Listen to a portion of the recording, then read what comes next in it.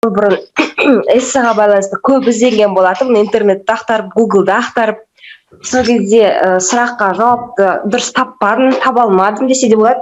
Содан ешкімнен естімеген білімді Айгерім апайдан естідім, Айгерім апайдан алдым десе де болады.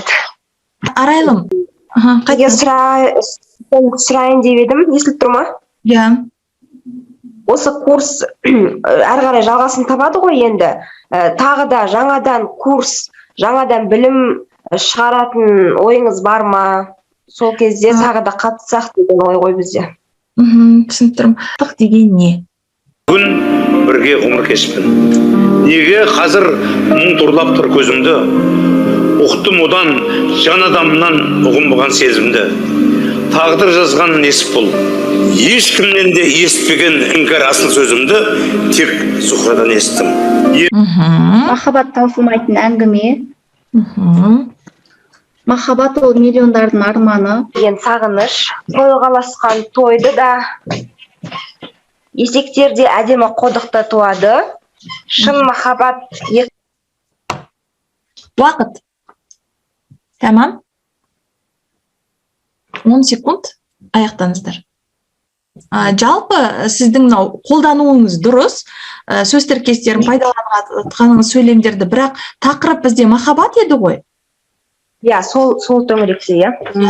Ғашықтық. Осындай жерден, міне осындай қарапайым ғана тапсырмаларды шала орындағандықтан эссеист эссені қате жазады. Себебі эсседе тақырыпты түсініп алу керек бірінші, иә? Сізге берілген тапсырманы сіз дұрыс түсініп алуыңыз керек. Соған мән беріңіз. Қазір мен сізге қайтып келемін Дариғаның пікірін тыңдағаннан кейін, жақсы ма? Сіз жазыңыз. Қазір сіз жазбасаңыз, сіз өспейсіз. Маған өскеніңіз керек. Ал, Дариға? Махаббат ол бір-бірін сүю деп түсінеміз. Алайда әр адам өзінше сүйеді. Өмірім, тағдырымның жазған несібі. Махаббат жиі елеске айналып жатады. Себебі бірі оны шолақ сезімге баласа, бірі теке сезімдей көреді. Ал шын махаббат екі іңкәр жүректің шырқау сана биігі мен үшін.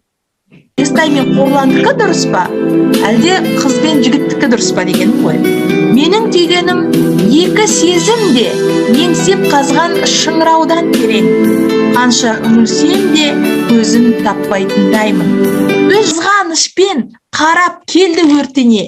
Десе дағы ел дәстүрі ерге сын.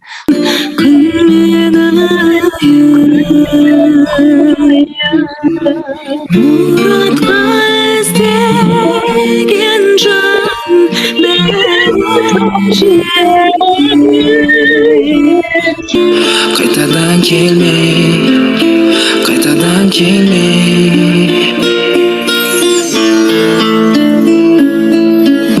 қалай қолдануға фишкаларын үйреніп. Екінші күні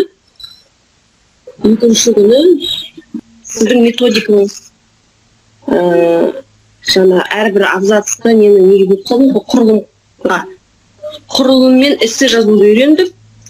Төртінші күн біздер бүгін эсседе аргументтерді келісемін деген аргументтерді эссемізде қалай қолдануға болатындығын ойлап, енді әрбір сабақтың, әрбір күннің өзінің ерекшелігі бар, әртүрлі құрылды, сабақтар бір-бірінен бөлек,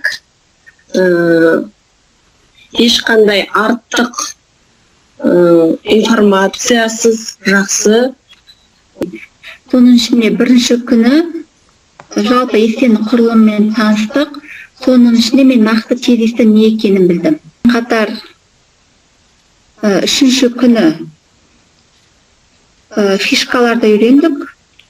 Жаңағы сөйлем мен сөйлемді қалай байланыстырамыз. Және де тек қана бұларды үйреніп қана қоймай, біз жаңағы курс барысында шығармаларды қоса бізге таныстырып отырдыңыз. Сол ұнады маған.